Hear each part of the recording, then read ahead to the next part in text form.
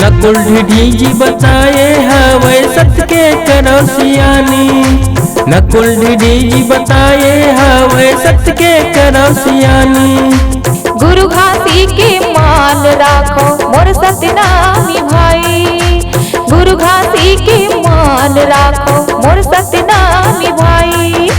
नकुल ढीढ़ी बताए हवै सत्य के करो सियानी। नकुल ढीढ़ी बताए हवै सत्य के करो सियानी। गुरु घासी के मान राखो मोर सतनामी भाई। गुरु घासी के मान राखो मोर सतनामी भाई।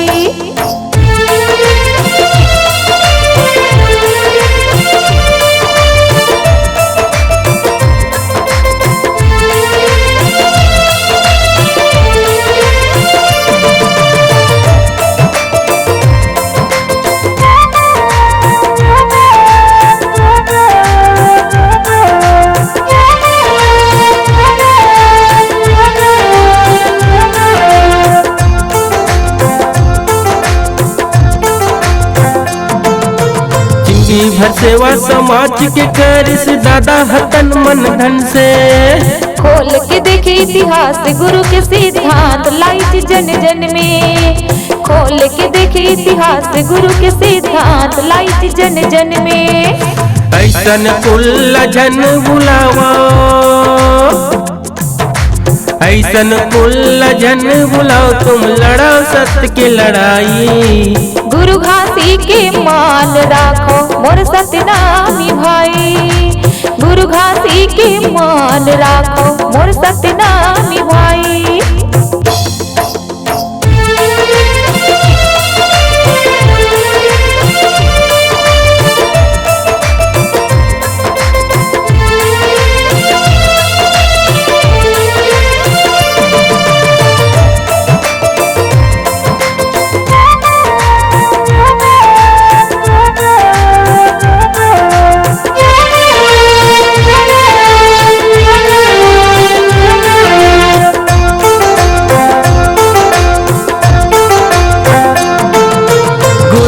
जयंती पहली मनाइस नकुल छत्तीसगढ़ में। गुरुबानी माँ कति को तरगे सतह बसे कड़ में। गुरुबानी माँ कति को तरगे सतह बसे कड़ में। एक कुर्बानी लजन बुलावा एक कुर्बानी लजन बुलाओ तभी हो ही समाज की भलाई। गुरु घासी के मान राखो मोर सतनामी भाई। गुरु घासी के मान राखो मोर सतनामी भाई। नकुल ढीढ़ी बताए हवै सत्य के करो सियानी। नकुल ढीढ़ी बताए हवै सत्य के करो सियानी। गुरु घासी के मान राखो मोर सतनामी भाई। गुरु घासी के मान राखो मोर सतनामी भाई। नकुल ढीढ़ी बताए हवै सत्य के करो सियानी। नकुल ढीढ़ी बताए हवै सत्य के करो सियानी। गुरु घासी के मान राखो मोर सतनामी भाई। गुरु घासी के मान राखो मोर सतनामी भाई।